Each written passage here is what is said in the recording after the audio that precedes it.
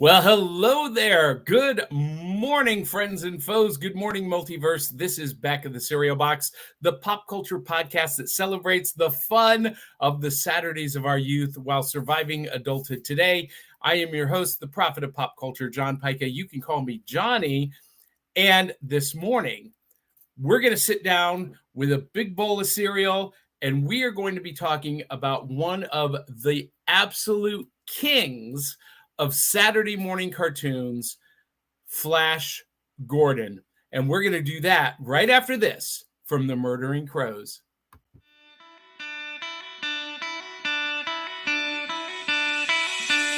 It's like Coca-Cola, Levi Strauss, Johnny Carson and Mickey Mouse.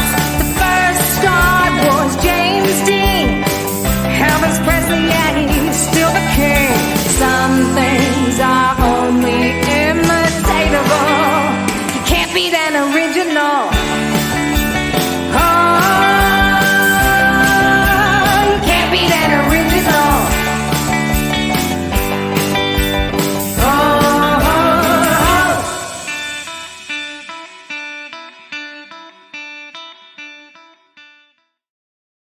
All right, friends and foes, that awesome theme song is performed courtesy of our good friends, the Murdering Crows.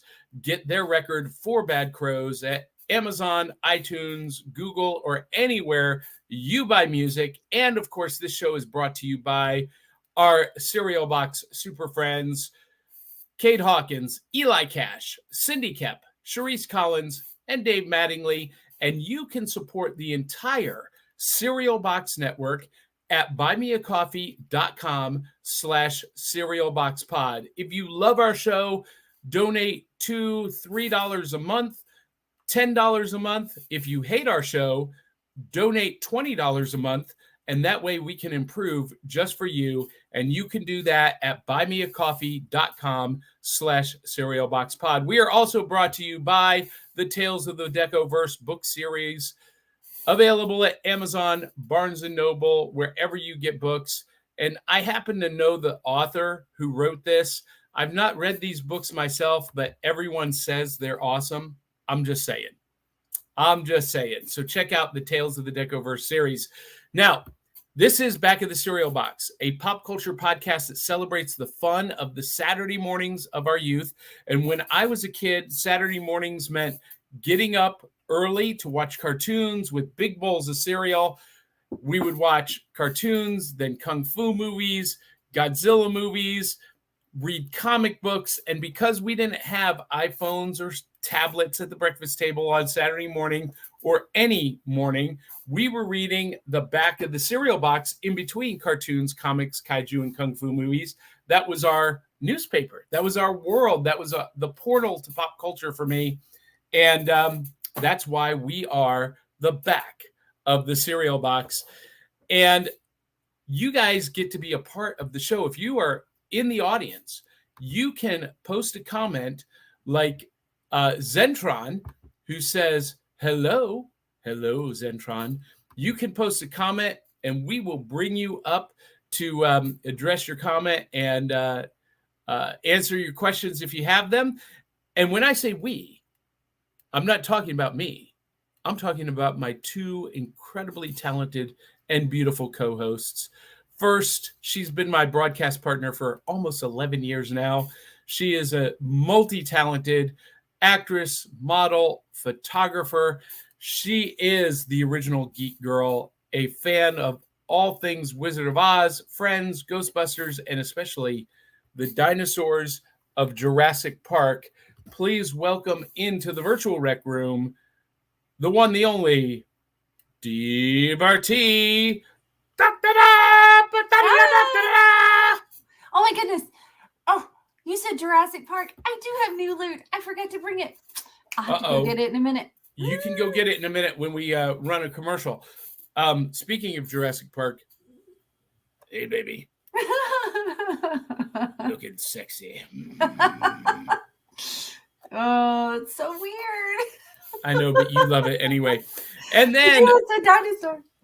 Also joining us all the way from Winnipeg, Manitoba, Canada, via the magic of the interwebs.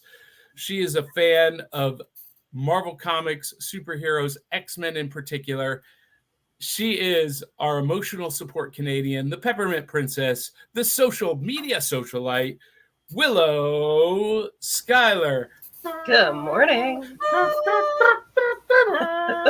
Good morning, Willow. How is the weather in Winnipeg, Manitoba, Canada? It was raining yesterday.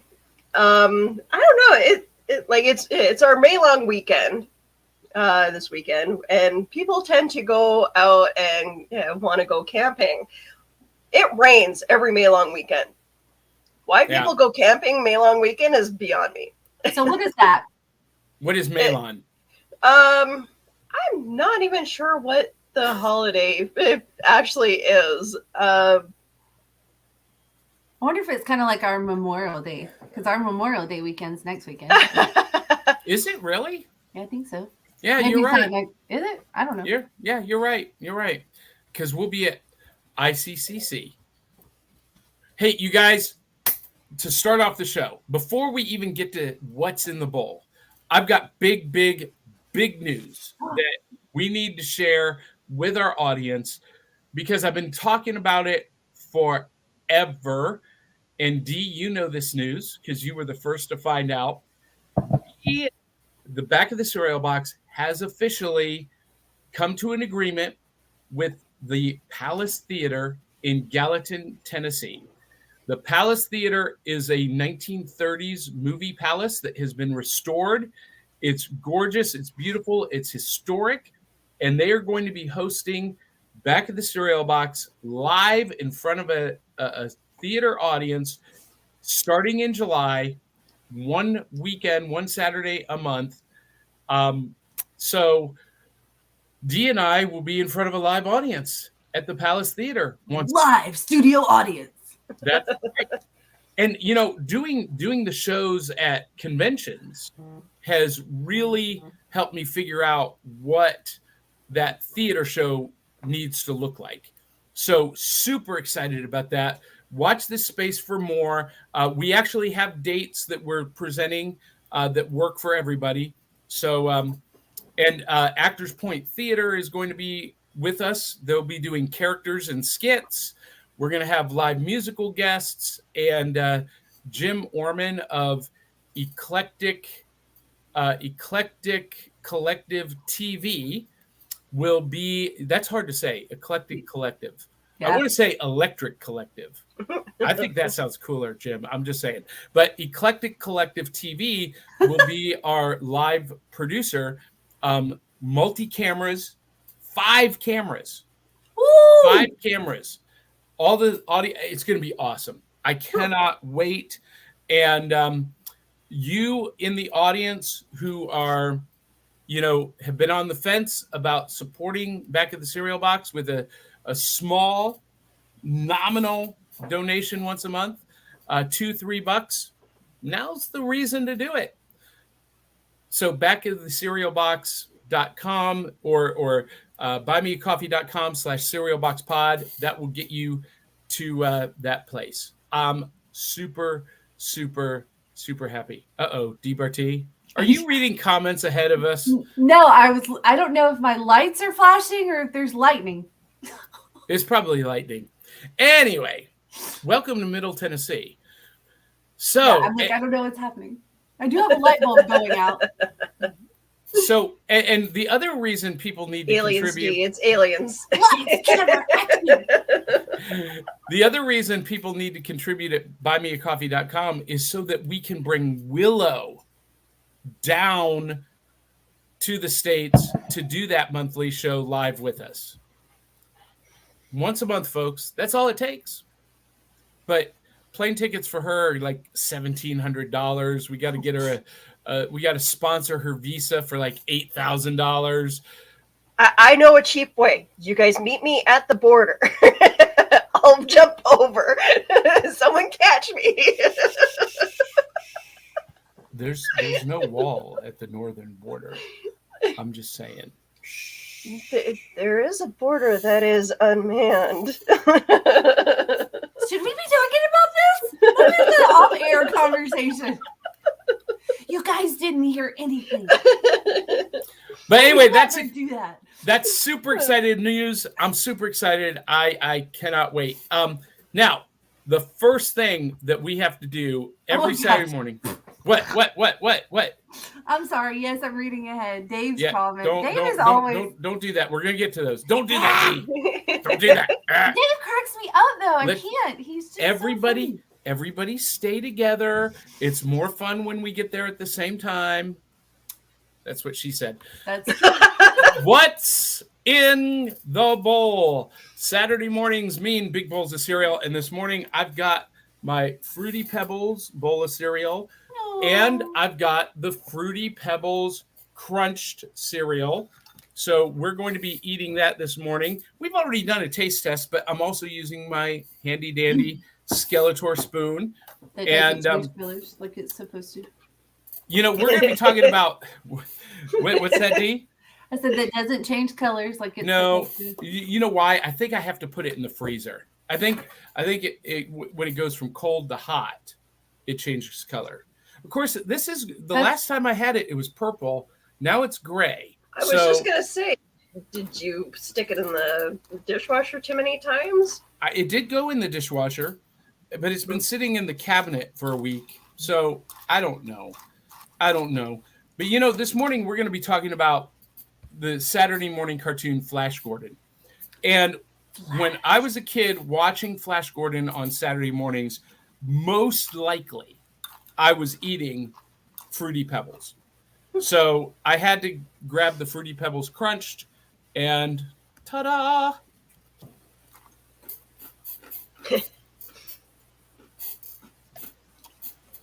You guys talk about yourselves. Willow, what do you got? I have still the Reese's Bunny Puffs. I love the Bunny Puffs. The bunny. I love the bunny. Don't like my mom and dad. I love the bunny. Dee, do you not know what that's from? No.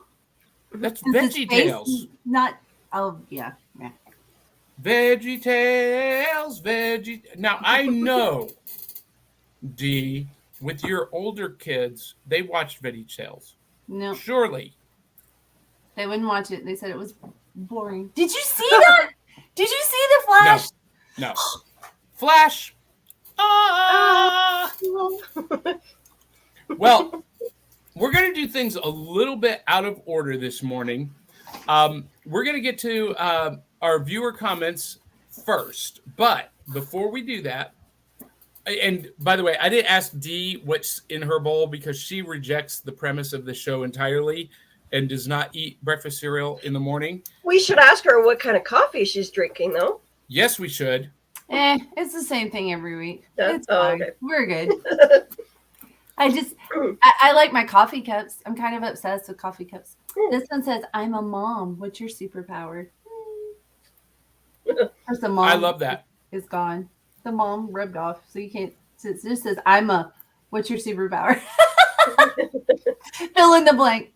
Why is only mom rubbed off? I don't know, but it's rubbed off on both sides. How bizarre is that? I don't know. I know why.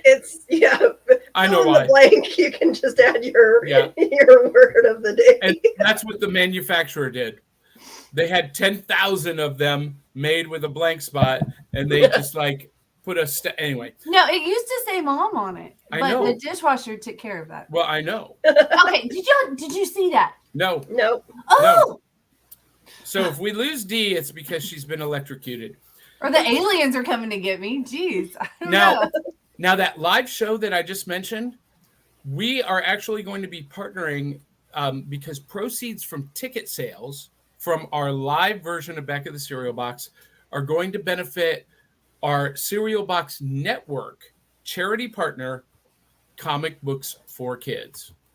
Comic Books for Kids provides comic books to kids in hospitals and cancer centers across the U.S. It's a place where we can all work together to make sure every child has a comic book. 100% of all proceeds go towards the kids. It's about making a difference, and while they're in the hospital, allowing them to fly like a superhero, battle dragons, or rescue teddy bears. We are in every state in the country and now support over 160 hospitals. Every month, we add more. Visit cb4k.org. I thought I was going to make it back. You did not beat it back. Dang it. So, Comic Books for Kids is not only our charity partner for the live shows, it is the Cereal Box Network charity partner officially for the next year, and our multiversal fundraiser that we sponsor in January. All of the proceeds from that are going to go to Comic Books for Kids as well. And their staff will be joining us on shows throughout the year. But one more reason to support the live shows. Now, we're going to do things out of order. We're going to do audience comments first. So we got a ton of them. And this is how this show works, folks. You guys can comment. And we are like Facebook user who says, "Good morning, Box Tops." I think that's Dave Mattingly, who posted the exact same thing from YouTube. So I think he moved from Facebook to YouTube. Good morning, Dave Mattingly. And Zentron says, "Flash, savior of the universe." Do, do, do. All right, who's got the squeaky office chair? Oh, that would be you, Josh. That's me. Hold on. Let me see if I can fix it. It might be me too. It's both of us. My husband has ruined my chair gaming. So every so often, if you see me sinking, it's because my chair is losing air. I love that. I love that. So, Cartoon Commotion. Cade Hawkins says, "Weird can be wonderful. Dino Hand Johnny for the win." I think that should be my CB handle. Dino Hand Johnny. Hey, baby. I want to pop you like a chicken bone. There's so many things wrong with that. Oh, You don't like Dino Hand Johnny? I mean, no, no. D, I love you. Mm-hmm. I want to eat you up. I want to put you on a plate and slap you up with some biscuits. Okay, that's enough of that. Keep it a family show, Johnny. Keep it a family show. Next, moving on. Zentron says, "Nice." Dave Mattingly says, "The thrills, the chills, and the spills of live cereal boxing." And yes, we have had spills. All those things. Yep. Thrills, chills, and spills. Especially when your friend Hillbilly comes and brings the whiskey. Well, and here's the real problem that we have live, Willow. It's hard enough to control DBRT virtually, but once we're in front of a live audience, she just like, I don't know, she freaks out a little bit, and I does don't her freak own out. thing. I get energized even more being yeah. around a live audience, and I just am out of control. There's no control, especially when there's whiskey involved. Like, somebody always brings me whiskey, and I'm Whiskey like, and Ghostbusters. fantastic. You know what? That probably needs to be like, that sounds like the name of a country song. Whiskey and Ghostbusters. Whiskey, Ghostbusters, and you. Oh, no. No? You're not feeling that, D? No. D, what's the matter? Camera adds 10 Not pounds. says Dave Ghostbusters. It would Mattingly. be like whiskey and my dog and my truck. Like, not Ghostbusters. I know, but we're geeks. We're Tennessee geeks. So Dave Mattingly I says listen to country music. I don't know. Dave Mattingly says the camera adds 10 pounds, so 5 cameras will be very heavy. And Facebook Huh. user says the Skeletor spoon turns your cereal evil. I don't know if it turns it evil, but it's still very tasty. And that Skeletor voice I just did was the Mark Hamill Skeletor voice from Masters of the Universe on Netflix. You're welcome. Hey, Johnny. Mm-hmm. So I've watched She-Hulk, by the way. What's Willow watching? I loved it. Of course you did. My husband was it was funny because I started watching it without my husband, so he came in and he's like, "What are you doing?" I'm like, "I'm watching She-Hulk," and he gave me this like such a disappointed look, and I'm just like, "Okay, fine, I won't watch any more Marvel shows without you." Guess what I watched? Guardians of the Galaxy 3. Ooh. Oh, Dee went to a movie theater. Oh my God. And she actually watched something adjacent to this show. I did. What has happened? And I loved Who are it. you? And what did you did? I did. Have you seen Guardians 3? Not yet, but that's probably going to happen hopefully this coming week.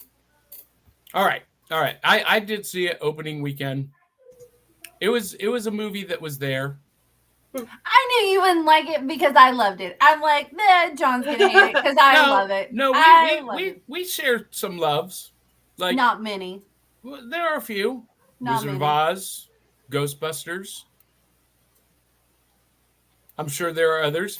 And Andrew Milden says salutations from Milden Manor, and What's up, Drew? he adds Teddy Graham cereal would be electric. Well, we have done Will Teddy Graham's cereal, and yes, they will, and yes, they are electric. And Dave Mattingly says Gordon is alive? Huh? What?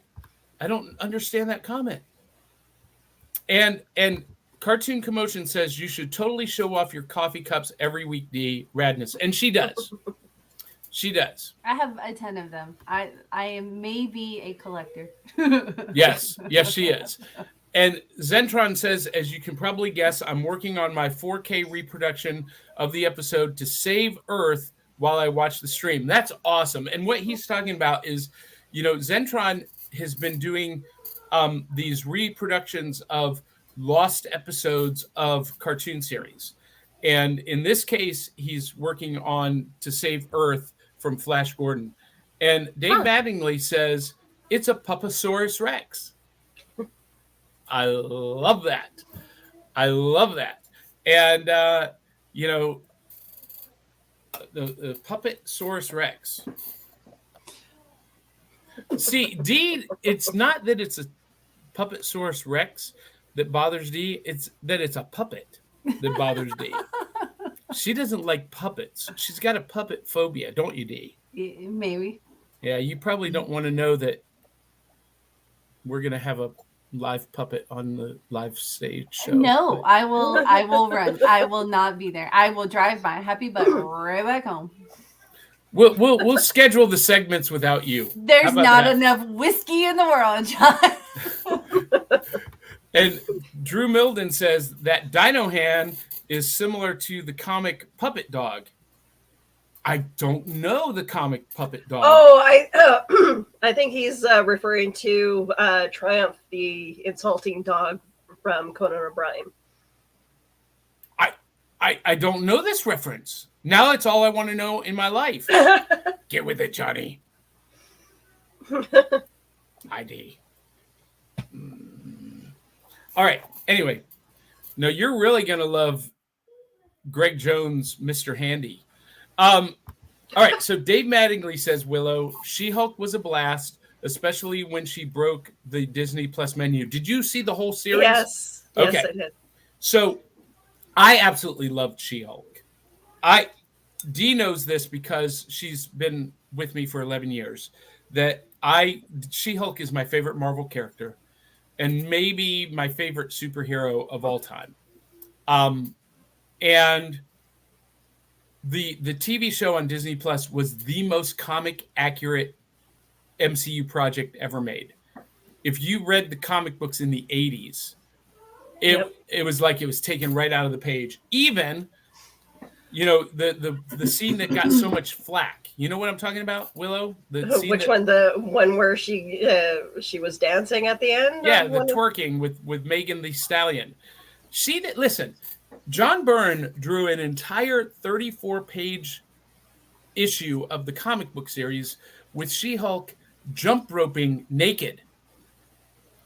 And her naughty bits were only covered by blur lines. 34 pages of naked jump roping. And now we know why John, this is his favorite series. The truth finally comes out. Like I recall the cover where someone you just see a hand with a skipping rope, and she's like, "Are you kidding me?" Yeah. Yeah, and people, if you don't know the comic book source material, you don't know that twerking scene is totally in character for her. So, and you know what? I asked a fan over the weekend, because this became a topic in our live show at MetrothemCon. I said, now look, you didn't like that because She-Hulk did it, but what if that were Deadpool? And he went, I'm like, see, that's a little bit misogynistic for it to be okay for Deadpool. And you know damn well Deadpool would have done it, butt naked willingly with just his mask on. Mm-hmm. And Dee's like, and I'm okay with that. Guardians 3 was almost as good as the first one. Right? Thank you, Dave. I loved it. I love this comment from Derpy Entertainment. Dum, dum, dum, dum, dum, dum, dum, dum, dum. Flash! Savior of the universe! So, can I tell you a story about that? So, my son, Nicholas, his nickname used to be Flash. Not because he was fast, but because when we went for the first ultrasound to hear the heartbeat, they put that ultrasound up to my wife's belly, and you heard dun, dun, dun, dun, dun, dun, dun, dun, dun. And the first thing I thought was Flash. And so he was Flash for a decade. That's funny. And everyone thought it was a reference to the DC Comics Flash superhero. No, he was named after Flash Gordon. And Zentron says, I'll be having Gremlin the Dragon Steaks later. That's funny. And Dave Mattingly would say, I'd say that Hawkeye might be the most comic accurate series, especially the car chase. Okay. Another one that I loved. Didn't read the comic books, but loved the series. I love the series too, D. See, there's another one. Have you watched She-Hulk yet? No. I think you'll like it. Willow loved it. Hopefully I can watch it over the summer. That's my goal. I loved it because I used to read the comic books of She-Hulk. Okay, so you get it. Yeah. I love that. So, before we get to our main topic, we've got another announcement to make. We announced this 2 weeks ago when he was a guest on our show that Cade Hawkins is bringing his series, Cartoon Commotion, to the Cereal Box Network. Well, check this out. Hiya, friends. Glad you could join the commotion. Cartoon Commotion. I'm Cade, and this is my pet pig, Jiggy. We rewind to the good old days of tunes for a new perspective nowadays. You can see all of our upcoming live streams and set reminders so YouTube can send you a beep boop notification when we're going live. There's even a chat so you can be part of the conversation. For the first 5 episodes, we'll be going over Gem and the Holograms, Top Cat, The Tick, The Real Ghostbusters, and G.I. Joe. And of course, there's more in the works where that came from. But I'm sure you still have one burning question, one inquisition that needs to be revealed. Why did I name him Jiggy? Well, let's go back in time. We can just hit rewind. What a terrific notion.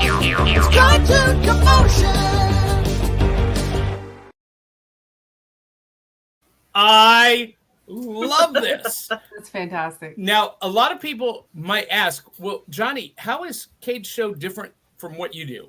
So here's the big difference. Cade is a cartoon archaeologist. He is digging back into the past that he never experienced. This show is a show that I facilitate remembering what I've already experienced, what I've already lived through, and introducing it to other people through that lens. So that's the big difference, but very complimentary. And we're going to try our best to do some synchronicity with scheduling. We've already got a schedule set. He's already got a schedule set, but when we can, we're gonna collaborate as much as possible. And I'll tell you, ladies, Cade is raising the bar for the Cereal Box Network.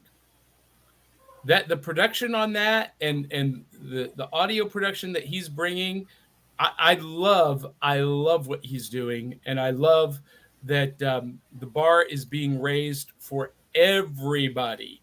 It's very, very, very cool. What do you guys think? I'm looking forward to seeing his stuff. Yeah, it's fantastic. Yeah, and I gotta say, Willow, I love your backdrop this morning. It looks better than it has previously, so I think it must be that specific color combination. Yeah. I love it. That's a good color combination for you too. Red and yellow. You look good in red and yellow. You might want to consider that. I'll have to remember that for sure. I do like yellow. Dee, do you agree? Absolutely. Those colors really complement her face really well. Anyway, we're not here to talk about beauty tips. I can make so many. I've got. I know. For those of you who don't know, Dee Barty has a huge girl crush on Willow. It's true. Yeah, I was gonna say, so you know what else is yellow? My hair. So pretty. So Dee's thinking, Willow, my hair will complement your face really well. I didn't say it. Wow, this show is PG-13 real quick. So let's talk about this morning's topic, Flash Gordon. This, for me, is hands down the absolute king of Saturday morning cartoons. Now, I posted that comment that it was the king of Saturday morning cartoons on Facebook, on social media, and I've had people argue with me, which is exactly what I wanted to happen. You've fallen into my trap.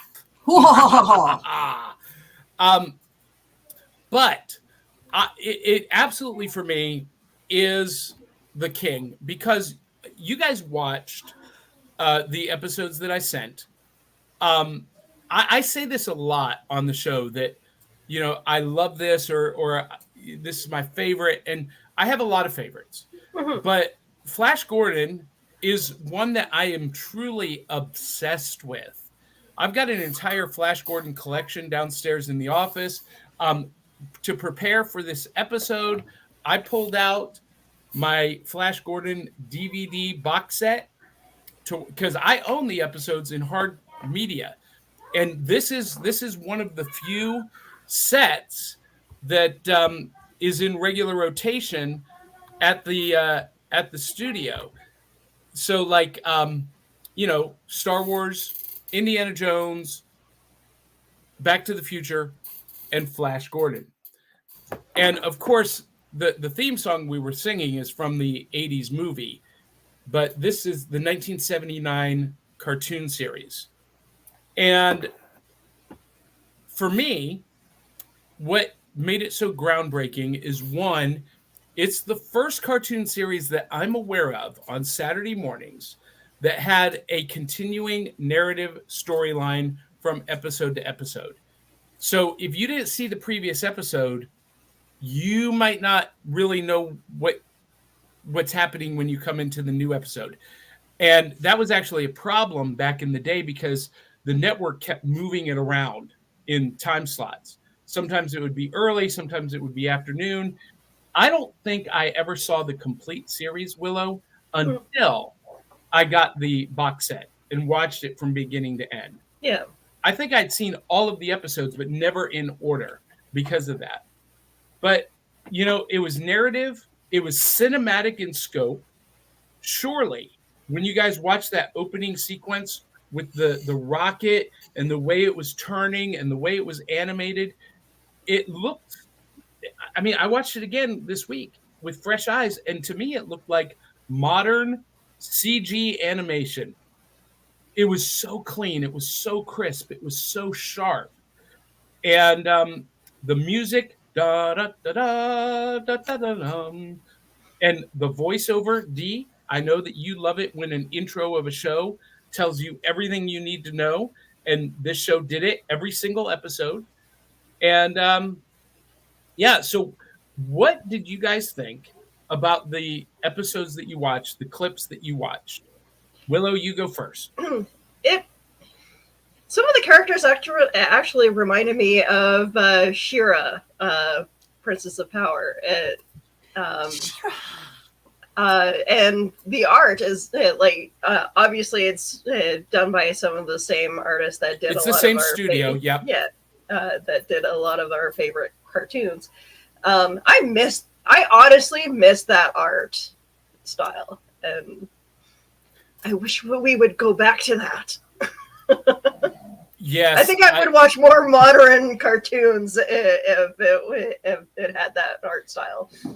Well, and one of the things that is notable about Flash Gordon is that it used the highest animation frame rate available at the time. And because of that, it was very fluid, had great fluid animation. Listen, it was top notch. And the art style was very cinematic. And they used standard character models, which this was the first show that I'm aware of where the character models were exactly the same from episode to episode. They got very intentional about keeping the standard, if that's the right word to use. But D, what did you think of what you saw? I can definitely see the appeal. I actually liked it. I can see why you liked it as a kid. I mean, it was very. What was I gonna say? I had something in mind. I was gonna say. I mean, I really liked the way that the animation. I mean, it was very clean. Yeah. Well, and another thing that they did was they used some stock footage where they would create an animation sequence that they could use again and again, and just put different backgrounds in it. Okay. And there's let me see if I can find the clip. I don't have it loaded up. There was there's definitely a lot of action. I like a lot of action. Yes, this show was action packed, and had some very interesting characters and interesting scenarios. It definitely kept my attention. Well, that's awesome. Oh my God, it kept D. Barty's attention. I know. Shocking. Bright colors and flashing lights will do that to you. Well, so let's talk about these characters for a minute. Of course, we have Flash Gordon and Dale Arden. And so here's the thing. Let's back up. The original Flash Gordon started as a comic strip series in the 1930s. And it was, in competition with Buck Rogers and the other comics of the day. And then it was first adapted into movie serials starring Buster Crabbe, who also played Buck Rogers, by the way, strangely enough. But it didn't go to any other cinematic or animated format until this animated series in 1979 and it ran through the 80s in reruns, but only 2 seasons were ever made. And after the initial run, they started to get a little bit jumbled up. But Flash Gordon and Dale Arden definitely had a relationship that was hinted at being romantic. However, you never saw them go past this point. Flash never said, "I love you, Dale," vice versa. They never confess their love to each other. And in the original comic strip, by Alex Raymond, Dale was a reporter that was sent along with Flash to document the mission to Mongo. And really, she should never have been there to begin with. Zarkov was the scientist, Flash was the superhero, and Dale was the reporter with a love interest for Flash Gordon. But the conflict comes in that, they set off from Earth to Mongo because Mongo is on this crash collision course for Earth. And they're going to save Earth. They're going to appeal to Ming the Merciless, the main villain, who falls in love with Dale himself. And the entire conflict is twofold. One, Ming the Merciless wants to conquer Earth as part of his empire to become the emperor of the universe. But two, he wants Dale Arden for himself. He wants her to be his queen. And along the way through the conflict, we meet Thun, the Lion Man, who was the prince of the Lion people.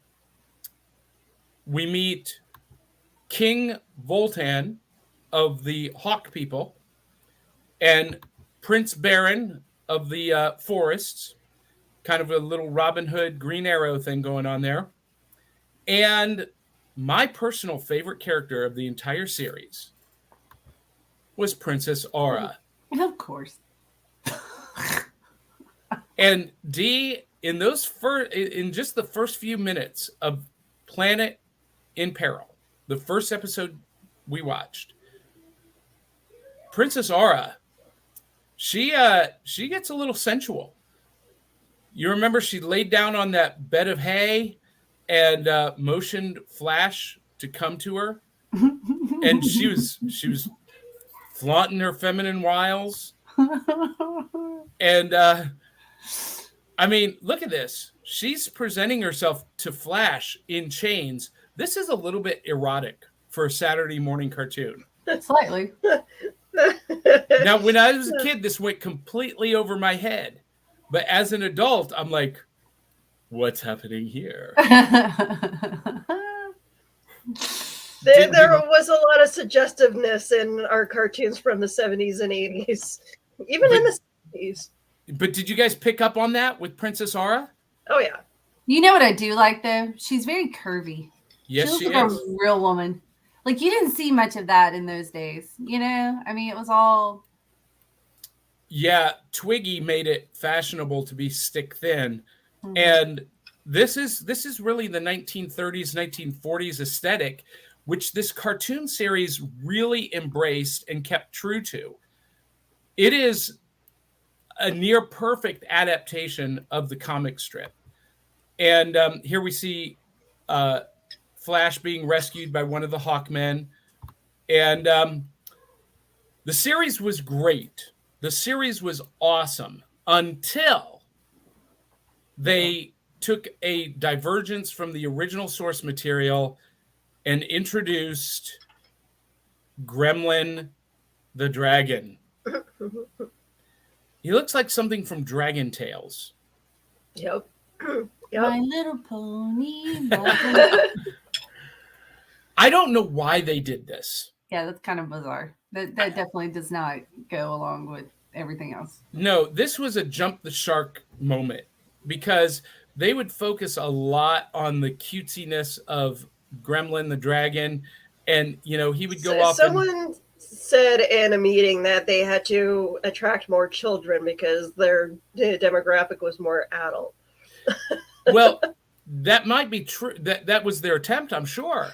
But you know, the show was very adult. I mean, the original comic strip was done in the Sunday papers, and back in those days, it wasn't just for kids.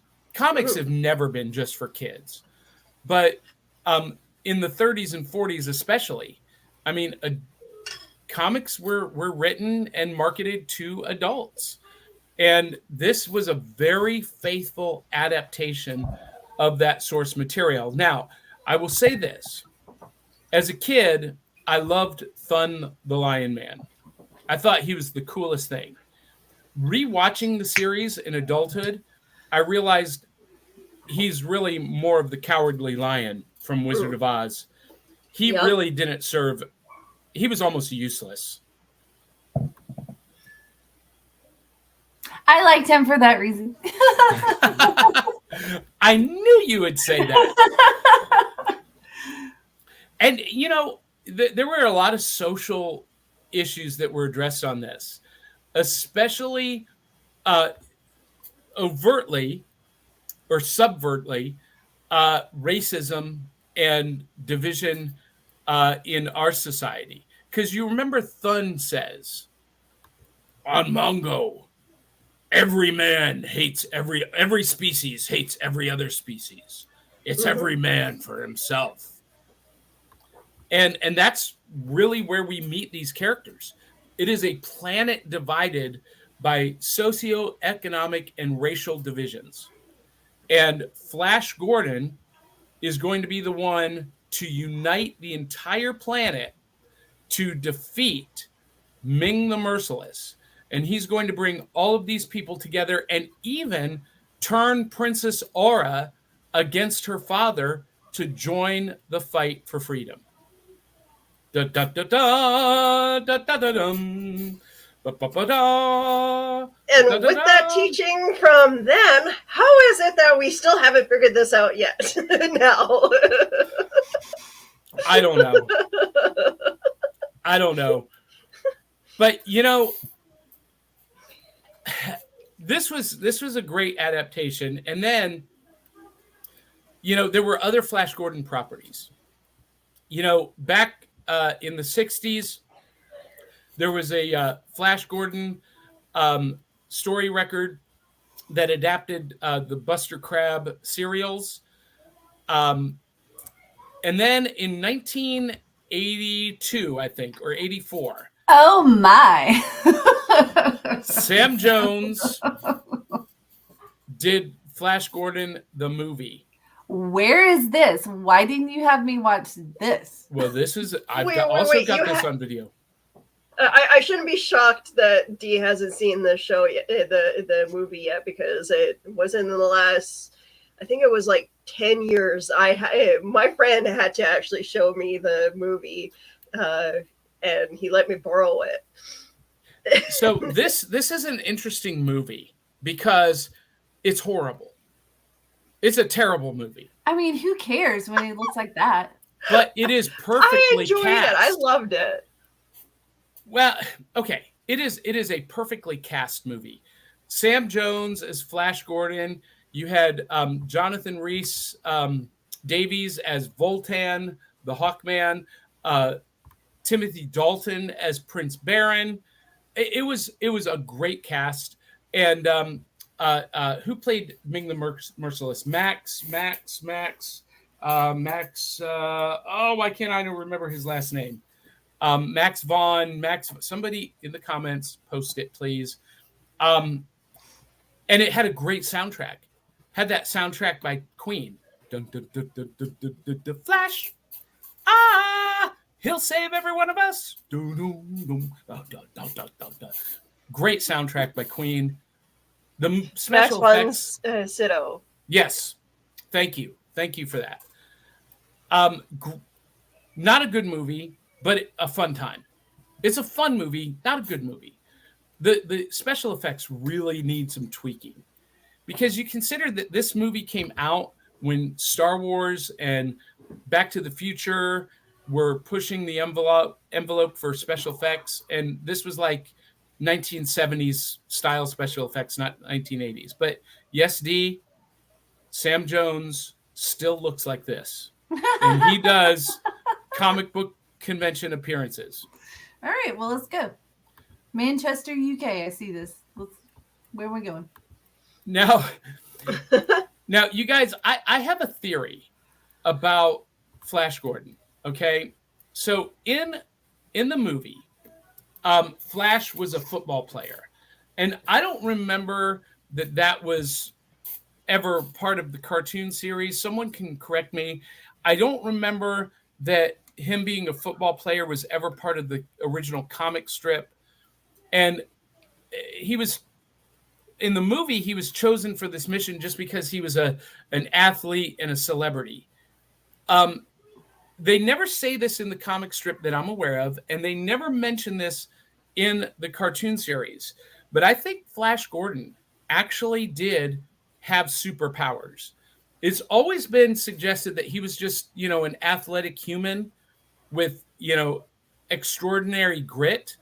But rewatching this cartoon series, I think he is actually superhuman. He's got superhuman strength, because you see him in that scene wrestle the big giant man-eating plant monster, and he like physically closes its jaws. That takes superhuman strength. You see him outrun the skiff, the rocket skiff that Prince Baron tries to get away in. He chases after it, catches up to it, and jumps onto it, and has to make it stop for everybody else to catch up. I think Flash Gordon is a real superhuman. D, your thoughts on that? I don't know. Maybe. He's pretty. He's pretty. I love it. Zentron asked this question. Does anyone remember the 90s Flash Gordon animated series and Willow? I that was one of the cartoons that I watched religiously. Here it is. See, he's pretty. He was a pretty. He was boy. always portrayed pretty. And in the Sci-Fi TV series, Sci-Fi Network TV series, he was played by the kid who played Green Arrow on Smallville. Mm-hmm. So he's pretty too. Yeah, this was the 90s series. It took a complete departure from the source material. It made Flash a surfer boy, and he rode this rocket surfboard. And because that was the whole dynamic of that era. Like, somehow we had slipped into a lot of the surfer mushroom cut animation around that time. Well, and I just gotta wonder, what's with Flash showing midriff there? I mean, I guess that was a thing in the 90s for guys, right? I don't know, because I never did. I was a big fat guy in the 90s, so I wouldn't even be caught dead at the beach without a shirt on. But did guys really wear crop tops and show midriff? They like wore that? them in the 80s a lot more. I don't remember guys wearing showing up their midriff in the 90s. I don't remember that either. Well, neither do I. So, hey, D, Yes. I a little birdie told me you have to leave right at 9:00. I do. I know you got a big banquet that you're in charge of. I am. So we're gonna say so long, farewell. I have 5 minutes. Really? My clock says 10 after. It's 8:54. That's what Mine mine too. says. My computer is cursed. I mean, if you want me to leave, just say so. No, stay So- with us. Oh, Willa loves me too.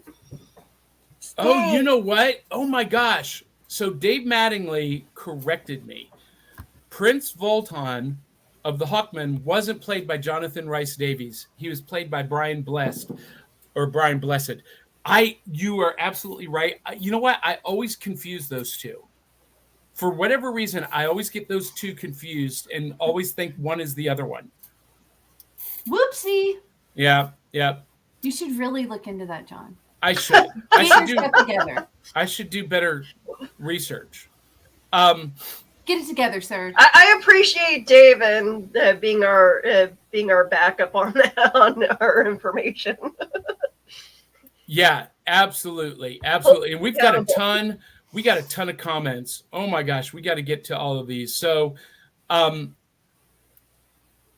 Mattingly says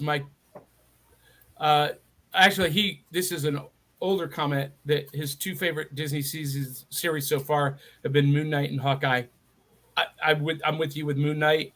I liked Hawkeye, but She-Hulk is up there with me. I couldn't even watch Moon Knight, guys. Oh my God, it was so good. Oh my God. So good. It's so bad. Oh, good. It's so bad.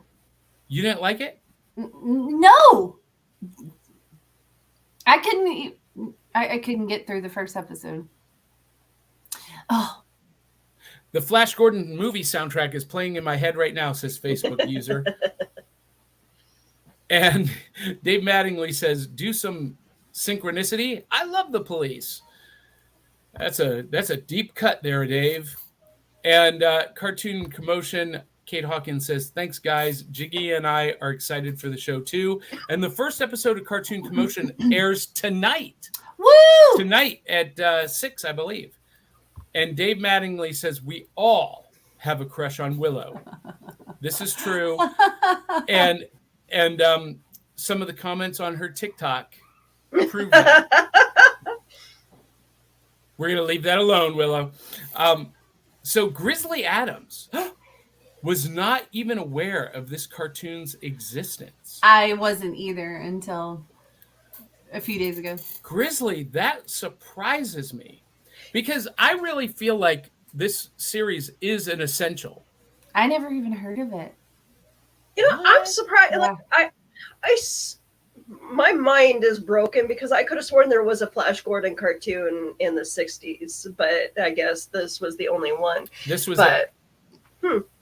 And it was 79 when it came out. Huh. Yeah. And Cartoon Commotion responding to Grizzly Adams says, that's awesome, Grizzly. Now you can take a Flash Gordon rabbit hole deep dive. Yes.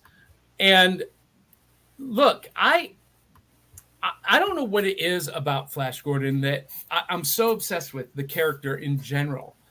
And I'm going to show off some loot here in a minute. But I really am. There's something... Buck Rogers never really captured my imagination, but there's something about Flash Gordon that really captured my imagination. And, you know, this series with the animation and the cinematics and the soundtrack and everything all worked really well together. But you know what, guys? Flash Gordon has a huge problem. The problem with Flash Gordon is he never gets past or gets over Ming the Merciless. Ming the Merciless is his only adversary in every iteration. In the 90s cartoon series, in this one, in the movie, in Defenders of the Earth, the cartoon series, in all of the comic book series, it's always Ming the Merciless. Ming, Ming, Ming. That's all we talk about is Ming the Merciless. Well, what about after he defeats Ming the Merciless? And by the way, there have been some great comic series. This is the latest one from Dynamite by Jeff Parker, Evan Shaner. Love this series. It was fantastic. This is another Flash Gordon series that, you know, takes him to the extreme, but I loved it. But in every iteration, does he not have any other adversaries than Ming? Once they defeat Ming, what happens then? Yes. Yes, D. I do have to go, but I was wondering if I could show my loot before I Yes, left. go ahead. Yes. Go ahead. Okay, so you know that last weekend was Mother's Day, right? Yes. So my kids got me this cup. A Jurassic Cup. What does it say? Hold on. We're going to move you into position and we're going to bring you up. Mamasaurus. Oh, that's pretty. And Read you it. just got Jurassic kicked. No, this is don't mess with Mamasaurus. You'll get Jurassic kicked. I love That's it. cute. That's awesome, D. Anyway. Okay, I have to go now. All right. We'll see you later. Love you. Bye. Everybody follow D at DBarT Photo on Instagram, Facebook, and all of the places. And All the we places. will dbartphoto.com. I have a and come website. out to ICCC next Saturday, and we'll be together at ICC Con. I'm so excited. Okay, bye. Bye-bye. All right. So Willow again. Ming the Merciless is his only villain. What happens after Ming? Nothing. He has all his henchmen, so there really isn't any other characters that he's battled. You're right. That is odd. Yeah. So Cartoon Commotion asks about this DVD box set. Isn't that super expensive now, Johnny? I don't know. I got it like 5 years ago. And I bought it at Walmart, of all places, for $5. It was on clearance. Interesting. Yeah. I saw it and I was like, physical media, I got to have it. And Zentron says that cinematic effect, that almost CGI effect with the ship, they got that effect by flying a model of the ships and then drawing over the film footage.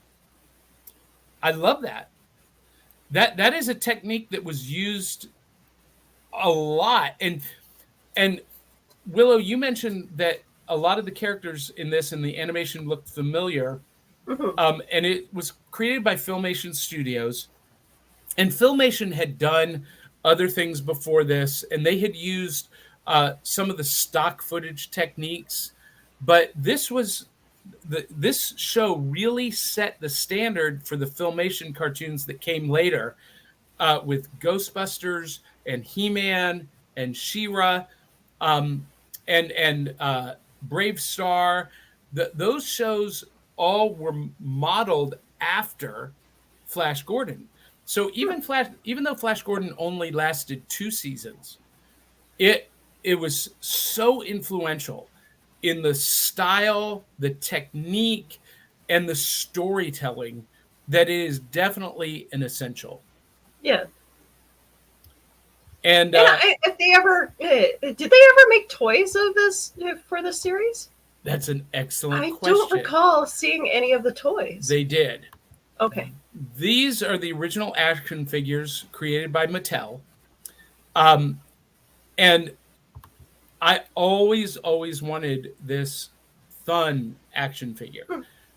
They were incredibly difficult to find, though. I don't remember seeing these on store shelves at all, and I don't know any of my friends that had them. Mm-hmm. I certainly didn't. And look, I was an action figure junkie, and they were smart when they did these because they did them in the same scale as the Star Wars figures, the 3 3/4 inch. Now, this series came out in 1979, so Star Wars was already a huge phenomenon. And for whatever reason, it just did not catch on. And Star Wars was so heavily influenced by Flash Gordon and Buck Rogers. And you know, when you listen to interviews from George Lucas, he talks about that, how the serials of Buck Rogers and Flash Gordon were such a huge inspiration for Star Wars, and that might be part of the problem that Flash Gordon had. You know, there's a movie, you might have seen it, John Mars, or John Carter. John Carter of Mars was the full title, but yeah, I haven't actually watched it. Like I have to sit down and actually watch that. Unbelievable movie, amazing quality. Okay, And John Carter of Mars was a series that was The original one, not the remake that everybody hated. Well, no. The movie is phenomenal. But the original novel that was written 80 years before the movie came out by why can't I remember the author's name? He also wrote Tarzan. I think I know who you're talking about. It's going to come to me in just a moment. Anyway, when he wrote John Carter of Mars, it set the standard for space-faring, cosmic, sci-fi movies. Edgar Rice Burroughs. Oh my God, that was going to drive me crazy. Edgar Rice Burroughs wrote John Carter and the Princess of Mars, Warlord of Mars series. And it really set the standard for sci-fi to come. And the Buck Rogers and Flash Gordon comic strips basically adapted the description of the aesthetics from the John Carter novels. And so really, even though Buck Rogers and Flash Gordon influenced the science fiction that would follow, really they were influenced by John Carter. So Flash Gordon comes out and it's true to the source material and it's true to the inspiration, but it comes out after Star Wars. And a lot of people compared it to Star Wars and said, oh, this is just a Star Wars jip. It's a ripoff. But Flash Gordon came first and Star Wars was influenced by that. And John Carter, the movie, had the same problem. When you watch the movie, you're like, I've seen this movie. I saw that in Planet of the Apes. I saw that in Star Wars. He looks like he acts like Superman. And that's all true because those other properties were influenced by that. And so I think that's a problem that Flash Gordon had, is that people just saw it as a Star Wars ripoff on Saturday morning. And it was far from that. But I think Filmation was in part maybe trying to capitalize. But I say that now. And as I'm saying it out loud, this show came out in 1979, which means it was already in development before Star Wars even hit the theaters. You had no idea that Flash Gordon, the cartoon series, had so much pop culture relevance, did you? Well, no, I knew it was popular within fandom. Like a lot of my friends talk about Flash Gordon constantly, and make sure people remember, if you're searching up Flash Gordon, remember to use A and not E during your searches, because there is a porn parody. I've got another story about that we can't tell on this show. And a lot of my friends talk about the porn parody too. So yeah. And I mentioned that this show is a little bit erotic, and Dave Mattingly says a little bit, and Zentron says, "Yep, as an adult, hubba hubba." And Grizzly Adams says, "I think back then, kids had jobs and got married at 12." That is true in the 20s and 30s, absolutely. Not in the 80s when this show was out. 70s through the 80s. But let's see. There's a lot of comments here. Dave Mattingly says Buster Crabbe had cereals. See, he's not talking about cereal C. He's talking about cereal S. And see, kids, back in the day, the episodic shows that we would normally watch on TV now were shown before movies. Before TV was a thing, you would see them at the movie theater as shorts before the movie. Hence, the serials, they were anyway, that's another thing. And Max Van Sydow, and Grizzly Adams says, 8-year-old me loved the Flash Gordon movie. Adult me, not so much. Yeah, I'm kind of with you, Grizzly. I love it for what it was, but I just wish it had been better. I wish it had been better.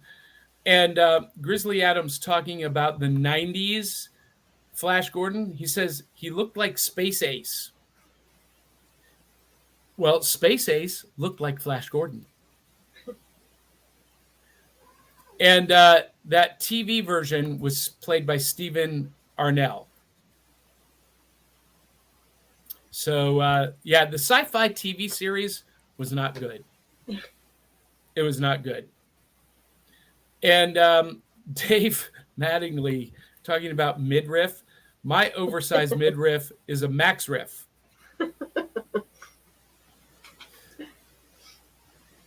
And Grizzly Adams says, the only time I show my midriff is when my T-shirts shrink in the dryer.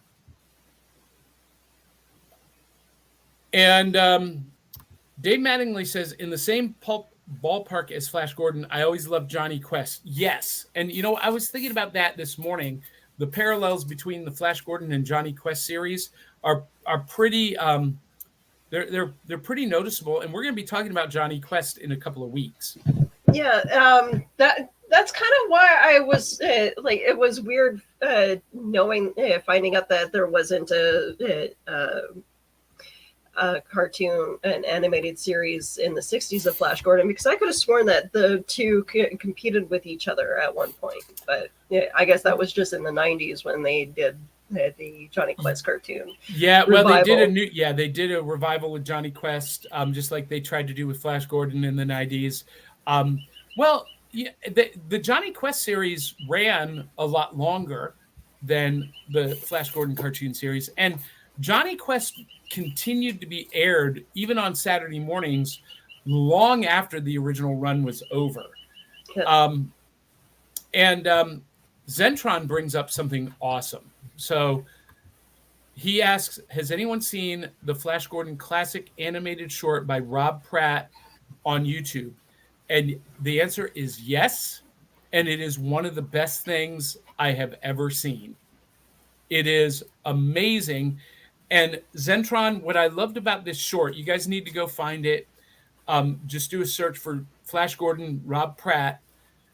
It stays true to the source material, but it pays homage to the different versions of Flash Gordon from pop culture throughout the years.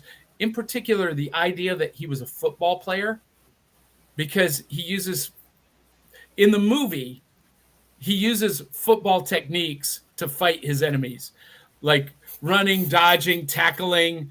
You know, at one point he holds I don't know what it is, an orb like a football so he can get in the groove. Well, in this short by Rob Pratt, he does that with a rock. He cradles it like a football, and he runs in to battle this dragon, and he uses the rock and he throws it, and it hurts the dragon. Again, I think Rob Pratt picked up on what I've picked up on, Zentron, that Flash Gordon actually is superhuman. Because, some guy throwing a rock at a dragon, a normal guy, that dragon is going to be like, what? What are you doing? But when it was Flash Gordon, it hurt him. And Zentron also said a lot of the stock footage in Flash Gordon and subsequent animated shows from Filmation came from their Tarzan series. Yes. And we're going to be talking about Tarzan and the Super 7 in a couple of weeks as well. Filmation became known for this stock footage, and they would redraw over it. However, Zentron, I think they did it best with Flash Gordon. And when we watch the Tarzan series, Willow, you will see when they're running or coming towards the camera. They did it with Tarzan. They did it with Zorro. They did it with the Shazam series.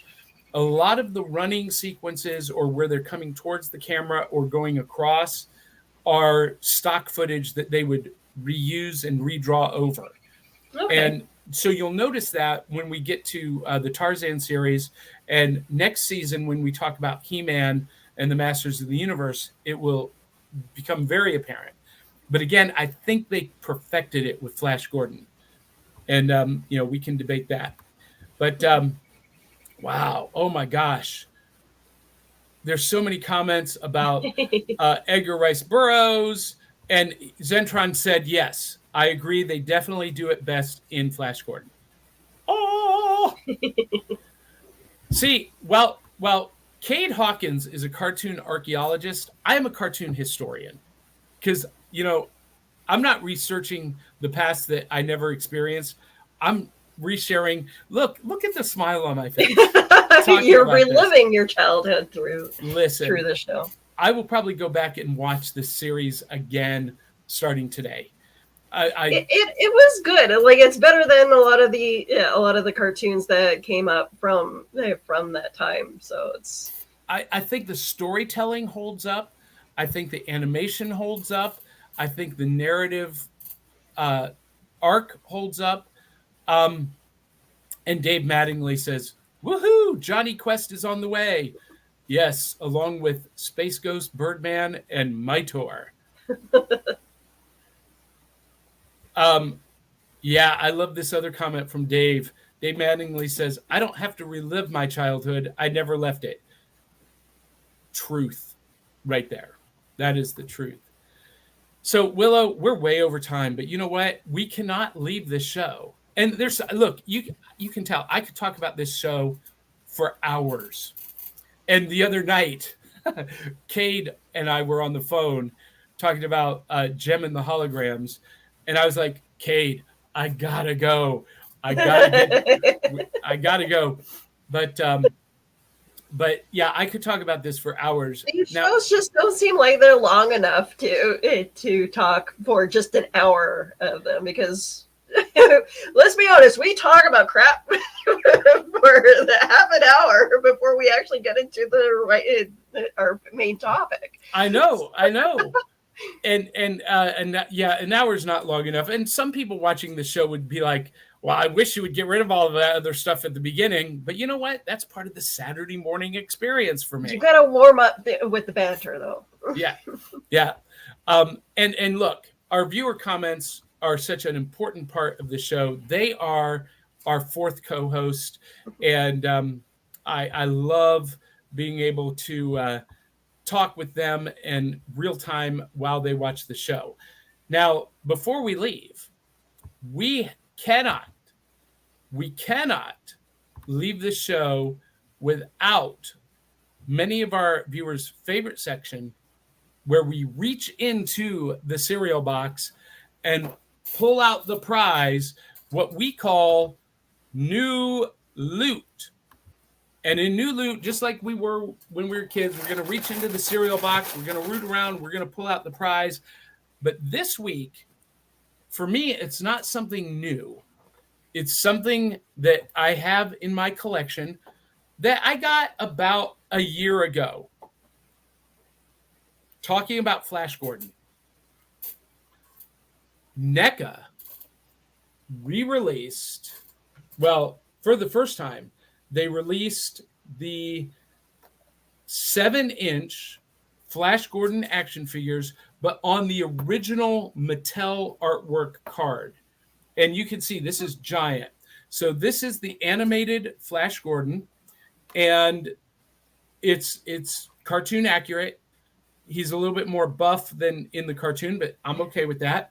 And then they also released the Ming the Merciless figure. Now, these are the only two that they've released in this line. I really, really, really wish that they would release the rest of the characters. NECA has done a whole Flash Gordon series and Defenders of the Earth series. I have them all. They're downstairs on a very special shelf just for Flash Gordon. That's how obsessed I am. I have a collectible shelf just for Flash Gordon. But we can't talk about Flash Gordon without talking about the movie, which we have. And I have also from NECA. This is man. the Flash Gordon movie box set with the Sam Jones and Max Sydow, Flash Gordon, and Ming the Merciless. That's hard to get in frame. But and normally I take these things out of the box because I'm an out of the box collector. But in this case, I've left them in the packaging. I do have some that are out of the box. But these specific ones I leave in the packaging because that package just looks so great. That The looks so art great. on them is fantastic. Like I love the photos that they're using. Yeah, and you know, here's that scene I was talking about where Flash Gordon was using some kind of orb in Ming's palace, like a football, to get in the zone. And just, I love everything about this. But here's what I really love, okay? They did not try to model the figures after Sam Jones. Now, Ming the Merciless looks like Max Sydow, absolutely. But the Flash figure, they kept the head sculpt consistent. Oh, that's the wrong one. They kept the head sculpt consistent across all of the NECA lines. So it is this head sculpt even on the movie Flash Gordon figure. And it's the same head sculpt on the Defenders of the Earth Flash Gordon figure. So I love that. Mm-hmm. I love that. Did I just lose? I lost sound. I just accidentally unplugged my headset. So let me plug that back in. I got so excited with Luke that I yanked it out. So anyway, that's my Flash Gordon loot. That's how obsessed. Literally, when I say I'm obsessed with Flash Gordon, I'm not kidding. I love this property. I love Flash Gordon. I've got an entire part of my office dedicated just to Flash.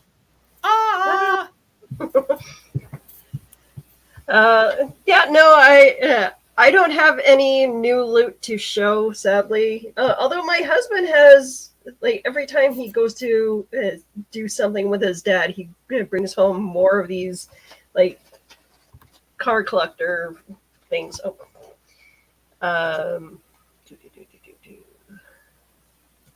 Turn off. All right, so we're into my husband loves these. Yeah.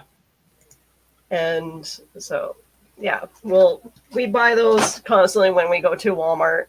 And I think Walmart is a dangerous place. it is. Like, I don't go to comic book stores enough that but Walmart seems to be really into selling a lot of the nerdy stuff now, which is fantastic. They're making money off me and my husband. Yeah, well, it's the only place you can get the new Migos. And I'm on the hunt right now, by the way, for anyone out there. I'm on the hunt for the 50th anniversary edition of Green Arrow. It just released 2 weeks ago. I haven't seen it in store shelves yet, which probably means it released 2 weeks ago. I won't see it for another 6 months. That is how it goes here in Middle Tennessee. But anyway, speaking of the head sculpt on the Flash Gordon 2-pack, Grizzly Adams says NECA didn't want to pay Sam Jones royalties. You know, I don't know that that's true, but there might be some truth to that. That could be true. I think it's just they wanted to maintain consistency across their brand. Personally, I don't know, because they did use the Max von Sydow likeness, definitely. So they're paying him royalties. Of course, maybe Max doesn't care if he gets royalties anymore. Maybe he's like, if I get a nickel, I'll be happy. By the way, can we talk about? I forgot to mention this, Willow. Max's performance as Ming the Merciless in that movie makes that movie good. Oh, absolutely. It's kind of like Frank Langella's performance as Skeletor in the He-Man and the Masters of the Universe movie. Horrible movie. Phenomenal performance from Franklin Langella. But if they were to remake Flash Gordon in today's standards, do you think they would allow a white guy to portray the Asian? No, but you know what? Oh my gosh. Oh my gosh. Well, he wasn't Asian. He was from Mongo. He was alien. But definitely did have a little bit of an Asian appearance. But you know what would be epic? I was thinking about this just yesterday. If they did do a remake or a new contemporary movie, you know who would make a perfect Flash Gordon? Chris Evans. Oh, Because I think Flash Gordon is a lot like Captain America. He is superhuman to the point he is the peak of human perfection. What would be even better is if they did a Doc Savage Flash Gordon team up movie with Dwayne "The Rock" Johnson playing Doc Savage and Chris Evans playing Flash Gordon.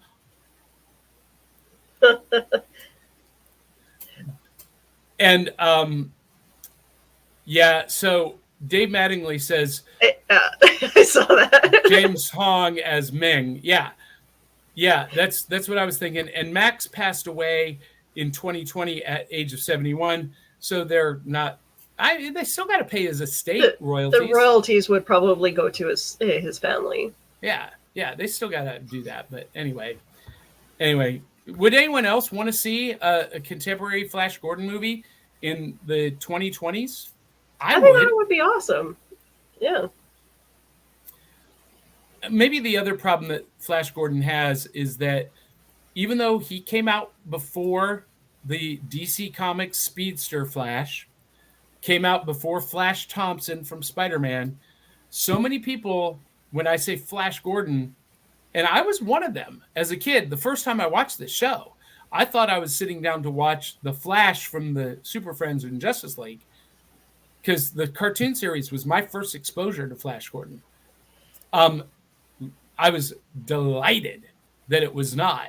But I remember as a kid when I would rave and rant about Flash Gordon and how awesome he was and how I wanted to be Flash Gordon, people just assumed I'm the Flash from DC Comics.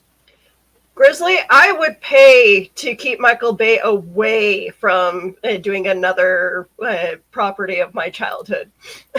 Although Mark Wahlberg, he says, as Flash Gordon, that could work too. No, you don't like Mark Wahlberg? Okay, I like him as an actor, I do, but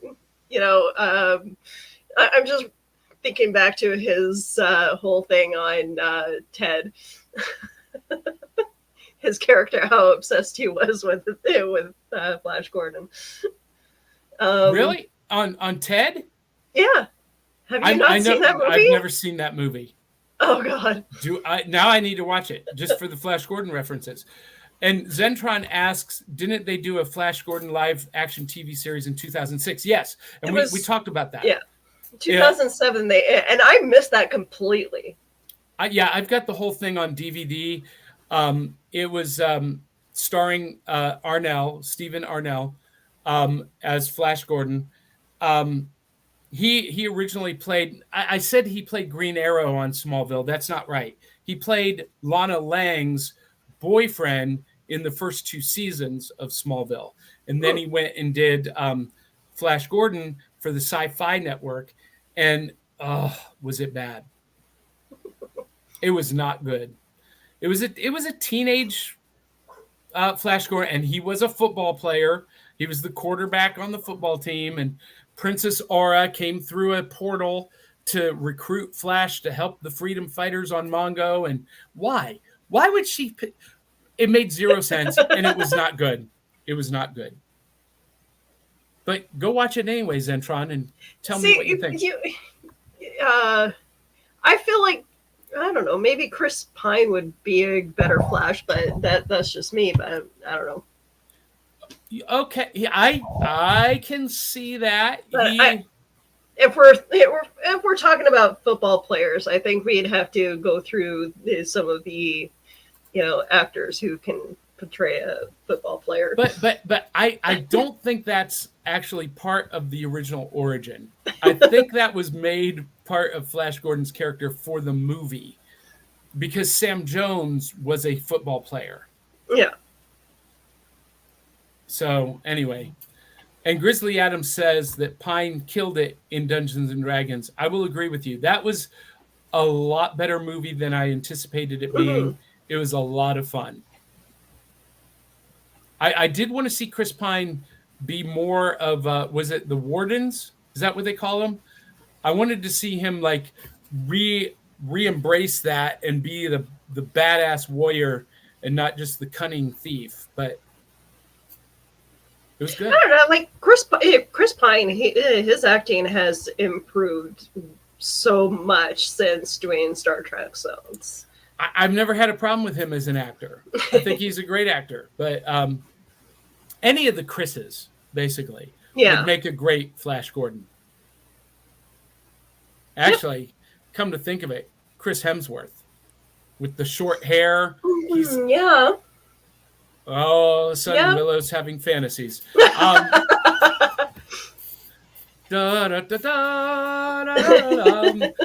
So, as much as I would love to continue to talk Flash Gordon, you have a family to take care of. I do. I've got things to do today before my ghost tours tonight.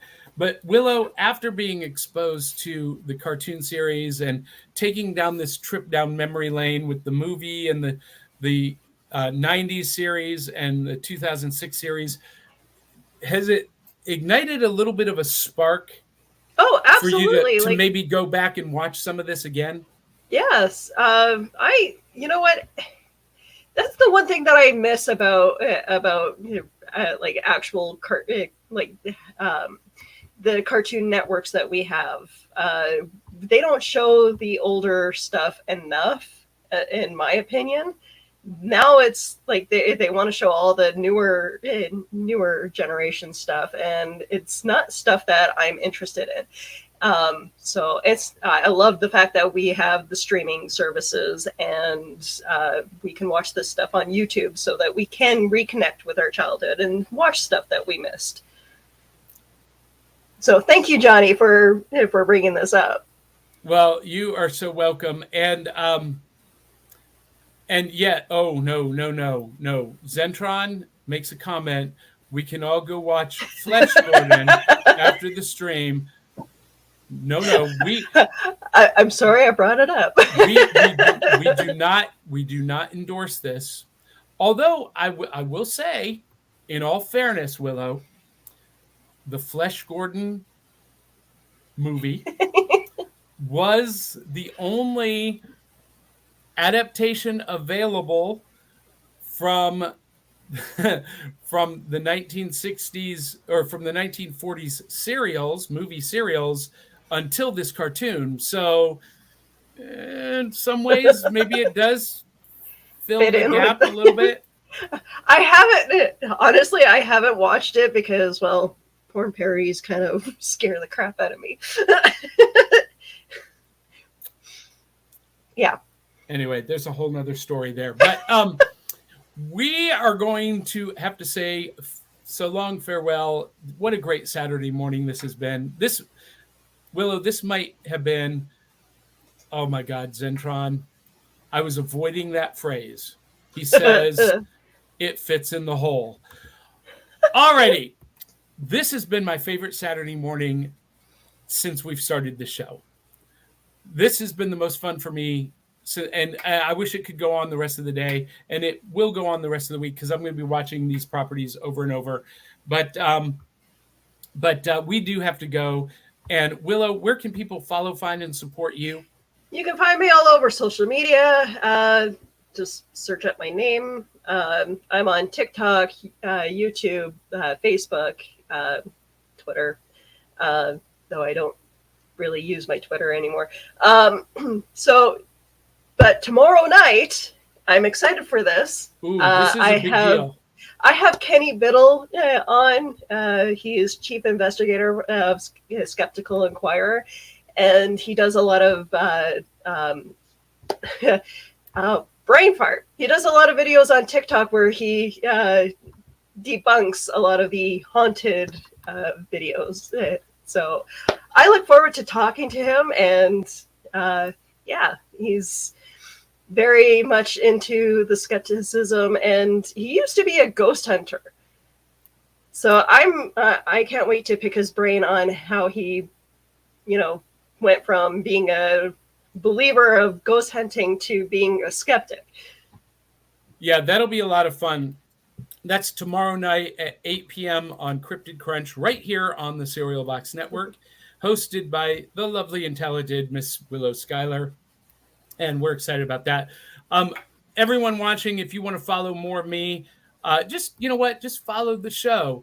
Just make sure you subscribe to the show. Go to our website, backoftheserialbox.fun, and follow the show. Subscribe on whatever network you're watching or listening. Make sure you like this show, share it, post a comment, and if nothing else, that will help us grow. And if you can become a supporter financially at buymeacoffee.com/serialboxpod, that would be awesome. We really appreciate that. I know it sounds like we bring it up a lot, and we do, because it helps us improve the show. It really helps us do bigger, better things. And especially if we want to bring Willow down to the States for the live shows starting in July, which I know she wants to do desperately. You guys can help make that happen. You can help that be a reality. And look, the honest reality is, the more of our fans and audience that contribute, the less paid ads we have to seek out. So we can keep the show ad light or ad free. If everyone watching right now would donate $10 a month, we'd never have to accept another advertiser's. Anyway. Just for a price of coffee, you can help us poor little podcasters. I really suck at those kind of ads. Sorry, guys. less than a cup of coffee at Starbucks once a month, you can support this broadcast excellence. Dun, dun, dun. All right, Willow. Well, we're going to say farewell. So long. Thank you so much for being with me, Willow. And no problem. On behalf of DBRT, this is the Prophet of Pop Culture, John Pica, saying, love you, mean it. And we'll catch you on the back of the cereal box. Thank you for watching. Have a good night or good day. And we need to roll that. Thank you for watching. Outro. See ya.